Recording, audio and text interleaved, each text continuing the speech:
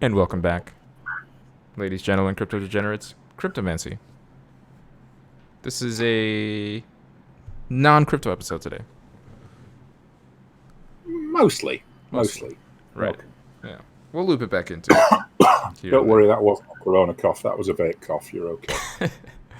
Well, now you're all infected, everyone who's listening to this. So sorry about that. Well, you know what Yeah. those every other day we get a more crazy headline. So you'd think at a certain Mm, point we'll get the headline of the virus is mutated. It can now travel through sound waves. yeah, or light waves over fiber optic cable. Yeah, with the Yeah. 5G somehow, and Clean then we'll your get all mouth. the flat Earth conspiracy Sanitize your theorists. keyboard and you'll be okay. Yeah. Yeah. So last time we Get talked, rid of toilet paper. Yeah. last time we talked about crypto and how Bitcoin and crypto markets were handling the coronavirus, as well as some general information about the coronavirus. This time we're going to talk about legacy markets Mm, and the coronavirus's effect on those, because I think even though we've had a massive, I would say, reaction, it hasn't been an overreaction, and I think it's actually been somewhat of an underreaction. And I suppose first I'll talk about the attitude that the West has towards this. So if any of you guys are following Twitter or are on Twitter, I know some of you guys don't, but most of you guys probably are. There's this one video that's been going around that's pretty viral of these kids who are these college kids that they're on spring break, and the news reporter is asking them, like, why are you out here, at partying at this place when the coronavirus is going on? You should be at home isolated. They're like, yeah, we don't actually care, we're just going to live it up if we get it, whatever, blah blah oh, blah. yeah, I saw them. Yeah. Yeah. So I think the Western attitude towards this, especially in America and even Italy, actually, we've seen, like, the numbers in Italy are worse than China now, and Italy's had it for a lot less, only about half the time or even less now. But I think these Western countries are going to get hit even harder than China has. Yes, And they are. China still now, as of today, the 21st of March, they still have not gone back to everything's normal. They're just Don't. now starting to shutter everything back on Did again, you and that's going to know? be a process Did that you takes know the months. last 2 days? Yeah. Yeah, Yesterday and today, China has reported no new cases. Zero. right. And so, even Pretty significant. with that said, it's like, I fully expect China within, I don't know, within a month or two to be back. But you have to think about that. This thing started in January in earnest, went out in December, but let's say January really was when it started getting on the world stage. Where Mm. if they finish dealing with this epidemic in the next 2 months, that will have been 5 total months that China will have been essentially on economic lockdown. Now that's China. China doesn't have stupid teenagers who want to go on spring break and spread the coronavirus. China is getting coronavirus cases at double the rate, like in Italy. Mm. So I think the problem that we're going to have now is in the Western countries, this coronavirus thing is going to be much, much worse. And that is going to loop into the economic slowdown that we're going to see. It's going to be much, much worse than anything we're Yeah, of experiencing right course. now. People not going to work, people not getting paid, Yeah. people not buying shit Yep. And so, because they buy with, they've panic bought it all yep. And or so whatever. Can't buy anymore. all of these reactions that we've seen are really quite interesting because you would think in these kind of crises like bank runs and things like that. First of all, we're starting to get the inklings of bank runs now. Banks are telling people that they need to withdraw less or they have certain withdrawal limits that they didn't have I knew before that and was so coming. on. So I said a few days ago that is coming. When will we see the bank runs at the water? Yeah, There is food. exactly. And so in the short term, this actually means a positive bullish momentum for USD because everyone is selling their assets. So when you sell your assets for US dollars, that means that there's a demand for US dollars. And that's what we've seen in the legacy markets.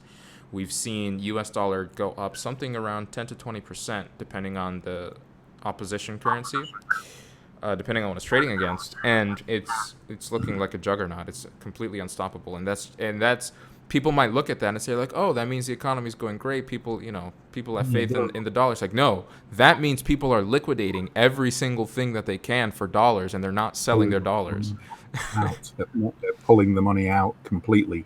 Yeah. That's the thing. A lot of those dollars in 2008 and other crises, they would search for some kind of safe haven. Usually it would go into gold, which is happening to a degree. Mm-hmm. But mostly it would go into bonds, yeah? Because bonds are safe. The yield may suck, it may be the lowest, but they're safe.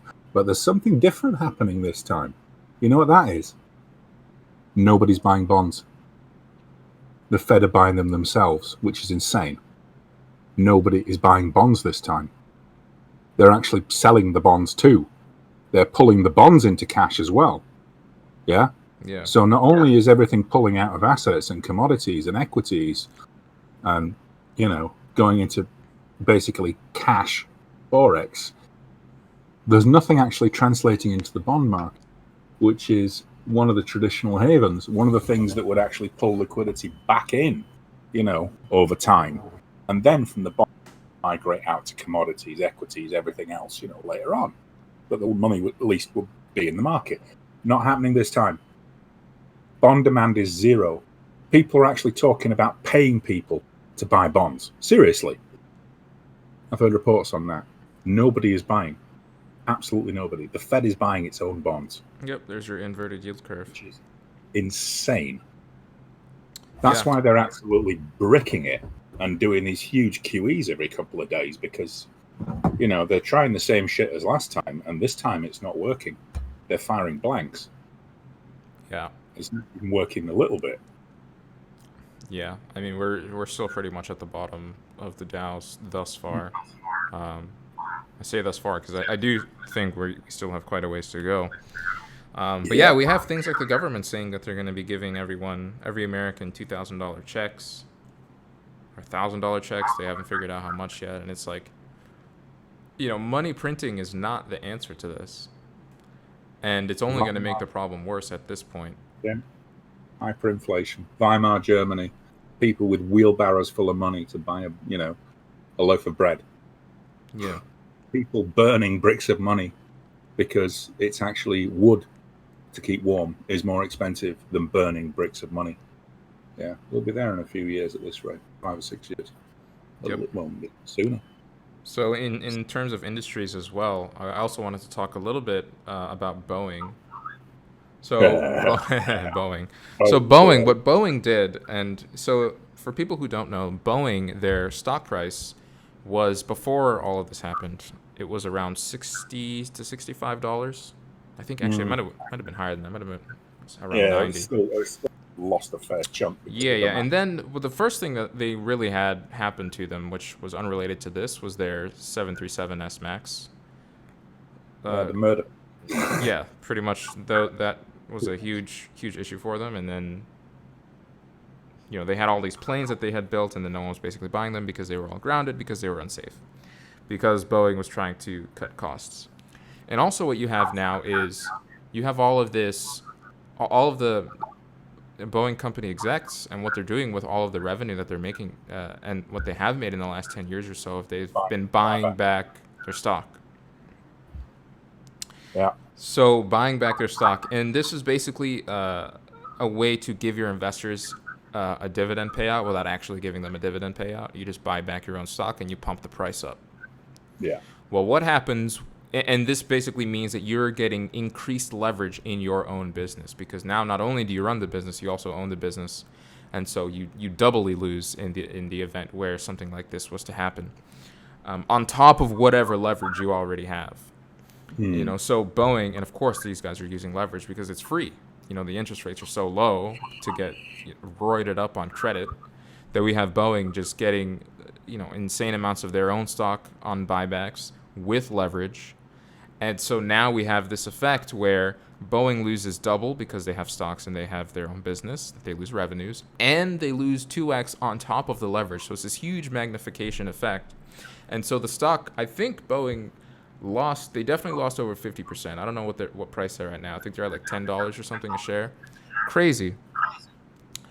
And so I think what we're going to see is we're going to see the continual either, well, two things are going to happen. Either Boeing is just going to go bankrupt as a company, which I think, as far as the infrastructure of the world, is a little bit concerning, because then we'll only really have Airbus as far as aerial transportation is concerned, or we're going to get another 2008 style bailout where the government comes in, the Fed says, you know what, we want Boeing to stay alive even though they've done all these shitty practices. We're going to socialize the losses even though Boeing has centralized the gains. So even though Boeing and their execs got paid millions and millions of dollars, bonuses and all this other stuff, they're not going to suffer anything from this, just like what happened in 2008, and they're going to get the bailouts. So I think both of those cases is quite bad, but I would rather see Boeing go out of business personally. Yeah. Someone needs to pay for this. They need to pay for this. They can't just you can't just bail them out every time there's something, because it reinforces the bad behavior. The problem we have now is basically debts always need to be paid, in this financial model. But asset values are inflated, so confidence grows, people take on more debt, and then the bubble pops. And then the assets you have, your total assets, say $1 million. If you have 500,000 in debt, so you got 500,000 assets. Yeah, there's a crisis. Assets fall. The total 1 million falls 30%. So now you got 700, but you still got the debt of 500. Yeah, so your 1 million is now worth 200,000. Then you get another bubble, so you take on more debt. Now you take on more debt to the tune of your total assets become 2 million. But now you've got, say, debt up to 1.5 million. So your net worth is 500, because you've increased your debt. Yep. So the debt and assets have gone up. Then the second bubble pops, say 30%, 600,000. Now the assets of like 2 million that I said for that second bubble, minus 600K, 30%, are worth 1.4. But you took on extra debt. Now your debt's at 1.5, so you're underwater. Yeah. Mm-hmm. That's how it goes. Bubble, pop, more debt taken on each time, and you go further and further down the rabbit hole until you're actually underwater. Yeah. Yep.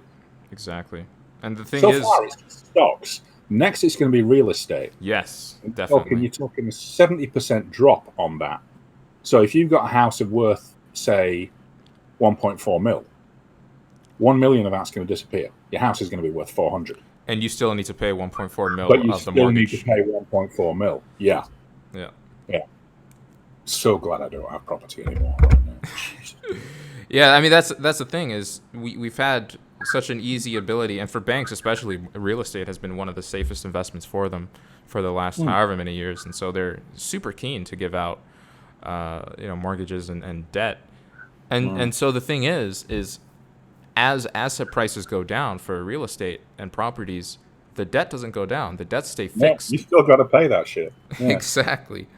And so not only are you getting that, the dollar all of a sudden, because everyone's cashing out, it's now 20% stronger. So now you're losing an extra 20% there because you could have spent that 20% extra on something else. And so it's everything is starting to crumble in on itself. Yeah. And it's just going to be from all sides. Yeah, it's a perfect storm in a way. And I don't think you've even, people are running around with their hair on fire, red candles, screaming, whatever. Everything keeps dropping on the bell. Emergency cutouts keep happening. I don't think you've even touched the edges of this yet, really. In terms of what's going to happen, it's going to get a lot worse in the fiat market. Yep. But funnily enough, crypto's not dropping with them anymore. It seems to have decoupled. Yep. Which is good to see. Yep. It's good to see. I heard lots of reports, well, I read a few, that most of the sales, when I said about the last, basically a lot of the selling is hedge fund liquidation cryptos. Right. Because they've got, say, desk A is crypto, desk B, desk C is fiat, forex, stocks, commodities. The other desks are saying, we need liquidity. So the crypto guys have to sell and pull the liquidity for the company. Yeah. A lot of that was correct. That is what's happening. But an awful lot more of the selling was new buyers, noobs, weak hands. Most of them have sold. Yeah, Yep. on the way down. Those people are gone now because they had to pull liquidity as well, and they were weak. They had weekends anyway. So, and they're probably not going to be back for a long time. The hedge fund guys have got too many shitstorms going on in too many other markets on other desks, so they're not going to be back for a while. Yeah. Mm-hmm. So it's a good opportunity to buy. Well, I wouldn't do it just yet because whip's a bit vicious. Wait till I'm into it. Get Yeah, a for little sure. more. The volatility is not going to change, but the time intervals get a bit stable. And then think about it, because as you know, as I said, you have to be literally on this real time with your finger on the trigger all the time with low leverage. Yeah. Otherwise, you will whipsaw so fast you will get a nosebleed. I'm not going close because too much of the shit. Right. When the time intervals get better, yeah, I'll come in. Might be a bit higher, but it's still worth doing. But if you're not real time, then I wouldn't risk it, because the only people I've seen doing it, apart from yourself, are literally getting in and then pulling 2% profit or 5%. Boom! Half an hour later, they're out. Yeah. You It's have kind to of be like so standing in front of a moving train, really. Yes, it is. Yeah, yeah, yeah. It is like parkour over a moving train in a way. You know, touch the roof and then get off it. Yep. Yeah, I mean, it's definitely for Bitcoin. I think people like to, they look at the chart in retrospect and they say, oh yeah, I can see this was an easy buy opportunity here. Here's the thing. Bitcoin's trading at 6.4K now, as of the recording of this video. And we're still pretty undecided if we're bullish or bearish. And generally, I think if you look at the chart long term, it's bearish. And so if you're looking to get into Bitcoin, you know, maybe you are interested in 5K because it's a very low price to get in, you know, last week, let's say. But can you weather the storm? Even if you're a long-term investor and you buy in at 5K and you know it's going to hit 10K probably at some point in the future, you got the halving coming up, so on and so forth. Are you the kind of guy who's going to freak out when all of a sudden it goes down to 3.8K? Oh wait, it did exactly that. And a lot of those people sold. And so we're kind of in this state now where we're not really bullish, but we have decoupled from the market. So there's like a lot of different things that are bullish and bearish. There's things you can say for both sides of the equation here, and so it's completely undecided as far as I'm concerned. I think there's nothing you can really put your finger on in either direction. Exactly. To hedge. Yep. Most people fat finger and panic. That's just, you know, the lizard brain response of fear and desire, FUD and FOMO. Unless you have, you know, as they say, balls and nerves of steel, and you want to parkour over a moving train, and you have the time and the resource to do that and be glued to that screen and that mouse, watching it in real time, I wouldn't recommend it. Yeah. The odds are against you. For sure. So if you want to go for it, you know, it's your money. I'm not. I think a lot of other people are sitting and waiting for the candles, not stabilize, because we're always going to get see, but they're waiting for the time intervals, the whips, you know, for the whips to not quite be so fast and vicious. Yeah, that's a good way of putting it. And more establishment of a clear trend, because right now it's sitting on the fence. Yeah, you know, it's kind of like the people who were on Twitter a while ago, last year, before we had the pump up to 12.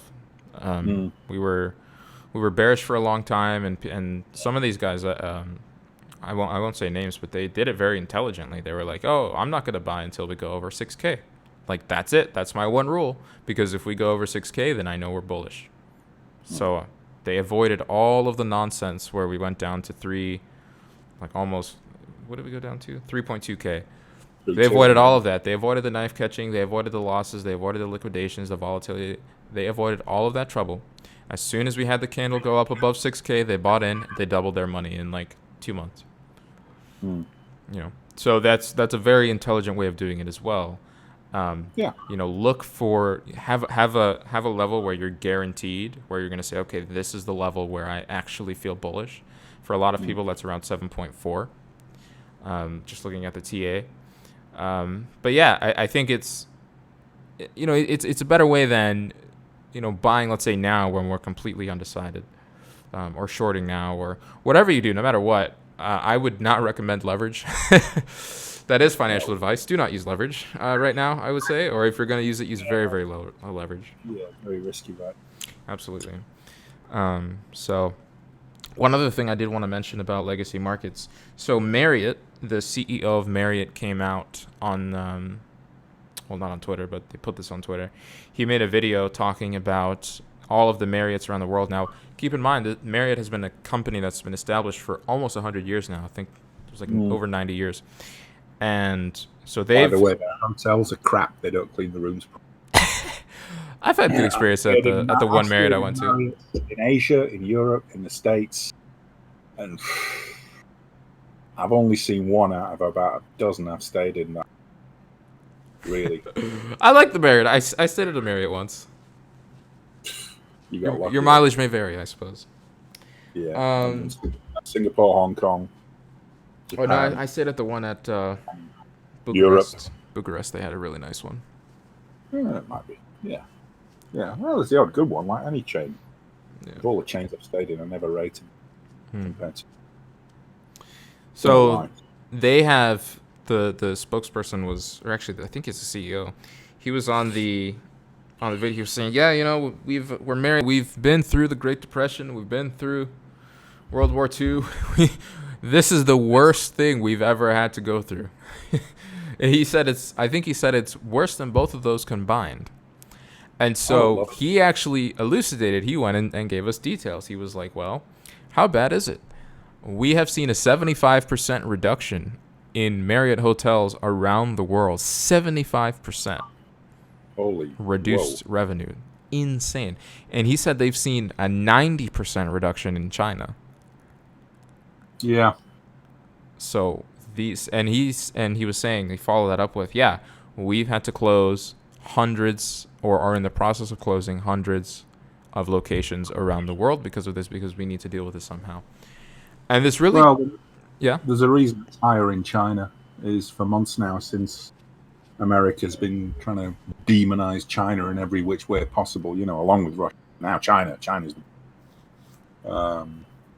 Chinese people are very nationalistic, you know, they love their country. So there has been a campaign in the media saying if the Americans are going to shit all over us, then we're going to shit all over you by Chinese.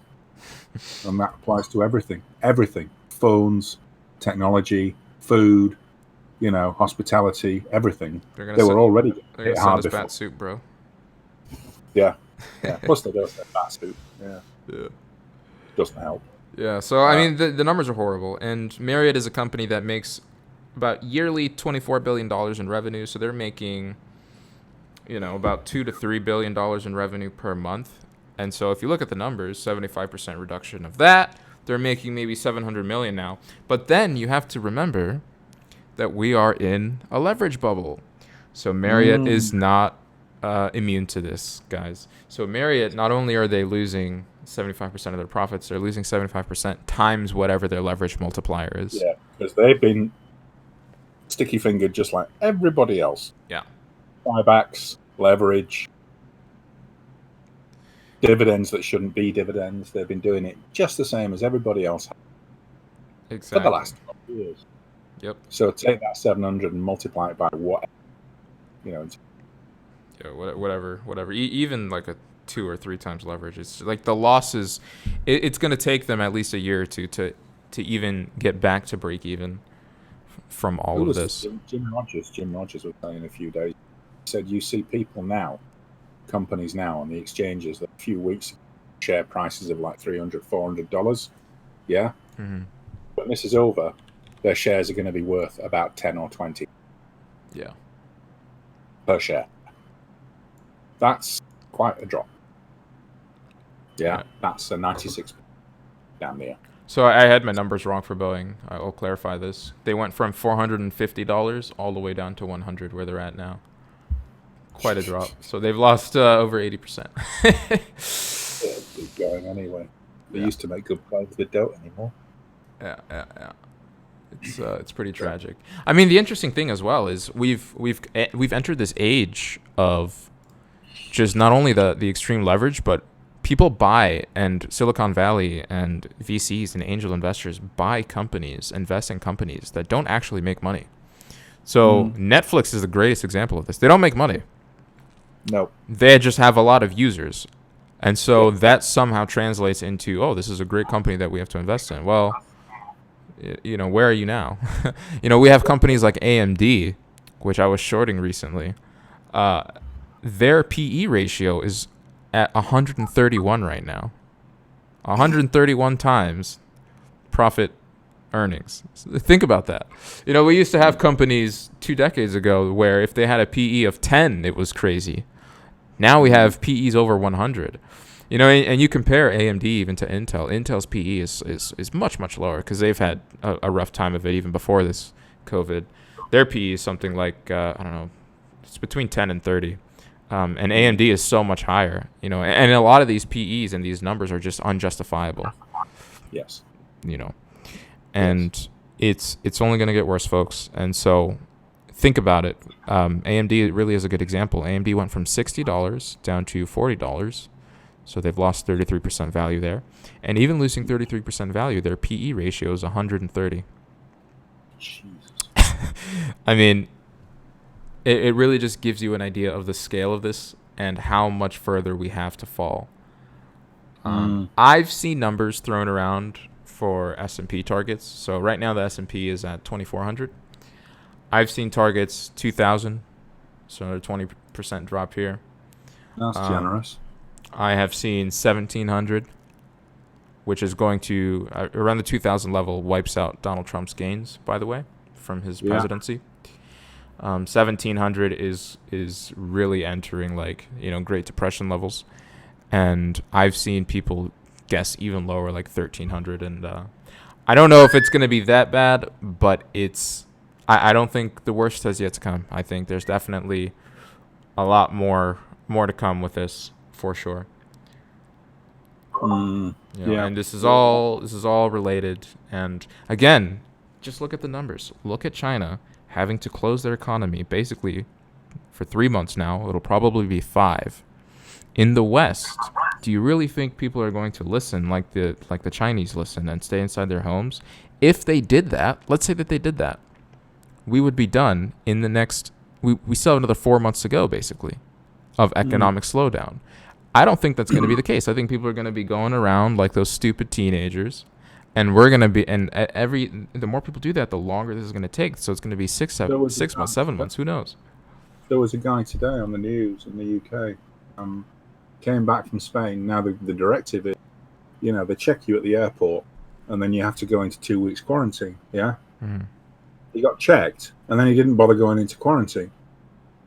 So the police came to his home, arrested him. He's gonna have a 10K fine, and he's gonna be detained. That's the first one. You'll see more. Yeah. Yeah. That is the first example of refusing to actually obey the directive. And secondly, all these lockdowns. You got the Earn It bill for internet censorship. Graham's now, which is horrible. Yeah. They're trying to pass that for surveillance and censorship. You've got tracking people's movements by mobile phone. You've got people being penalised for disinformation related to COVID, by fake news. Talking jail sentences now. All this legislation is coming. Now, when all this shit blows over, say at the end of the year or end of the summer or whatever, you remember what was said, Rahm Emanuel, Obama's advice? Never let a good crisis. Do you really think all those restrictions are going to get lifted when they say no more virus? No. Think about it. It's Patriot Act again. This is a perfect opportunity. This is not tinfoil hat. Think about what it does. Politicians get to go around looking good, doing things, looking decisive, blah de blah, saving lives, whatever. They get to theoretically cut populism. People, plebs not doing what they want, cut them off on the knees because, cutting off alternative news, demonetizing people even more, stopping people communicating and socializing, watching them, surveilling them. Do you really think they're going to stop all that? It's in terms of the way people are not taking any of this crap anymore and are probably going to get even more upset over the next few months. Do you really think these measures are going to be repealed and they're going to go back to normal? I don't think that's going to happen for quite a while. Yeah. See what happens. Yeah? Hope for the best, but expect the worst. Yeah. I trained as a historian and political scientist. If you read history for the last 200 years, when a government arrogates powers to itself over the people in terms of liberties and surveillance, etc., during an emergency, whether it's a war or an economic crisis or a pandemic, whatever it is, you can point to any country, any single country in the last 100 years, those powers are retained. Yeah? Mm-hmm. They may be buried, but they're retained. They're not given up. Or one or two of them might be given up when the emergency is over, but generally, as a rule, once a government acquires extra power, whatever kind of government that is, authoritarian, democratic, whatever, they tend to keep it. Because that's what governments do. They keep power and increase power. So keep an eye on that as well as the economic fallout. Absolutely. And protect your privacy. Yeah. Short the rips, guys. I have three words. There's three things you need to prepare. One, no, it's not toilet paper. Bitcoin, cash, gold, and you'll be set. And before anyone comes to me in the comments telling me that... And cash. Wait a minute. Bitcoin and cash and gold, not Bitcoin cash. Then yeah, Bitcoin and cash and gold. All right, let me rephrase it. Cash, gold, and Bitcoin. Yeah. Not Bitcoin, cash and gold, no. And before you guys come at me in the comments saying, oh, well, if the US dollar is going to hyperinflate, then why am I holding... Okay, yes, okay, the hyperinflation thing, it may happen. If it happens, it's not going to happen overnight, guys. You'll have plenty of time. Cash gives you flexibility, so that's really what you want to be in. So cash is going to help you out. Hedge and then move to safe haven when you see things going pear-shaped. Exactly. Venezuela didn't happen in a day. Let's put it like that. Takes a while. Yeah. Yeah. And with that'll be the end of this episode. Let us know what you guys thought in the comments below. I'm not sure what we'll talk about next week. Like always, I'm sure we'll figure something out. And don't get confused by my handle change. I changed my sort of name tag on Twitter a little bit. Crypto Golem now, just for a change. I hadn't done it for ages. Nice. But why not? Why not? Got to be festive in these dark times. Give another shout out to my mate Jason as well, because he's been so kind to retweet all our stuff all week. Oh, has he? Oh, that's very nice. Yeah. Jason, he's done it about 6 times. Lovely bloke. Jason Nelson, Crypto Insights. Look at his YouTube and his Twitter. Really top bloke. Do you have his Twitter? We'll link his Twitter in the... Oh, we'll do it after. I'll link his Twitter. Anyway, with that, guys... Let's link it, or I'll put a banner in or something. I don't know. Sure. All right, guys. That's going to be it for this week. Thanks for watching. See you guys next time. Oh, yeah. Dragon Wolf Tech. At Dragon Wolf Tech. That's his handle. There it is. Go follow Dragon Wolf Tech, guys. Mm-hmm. Cheers.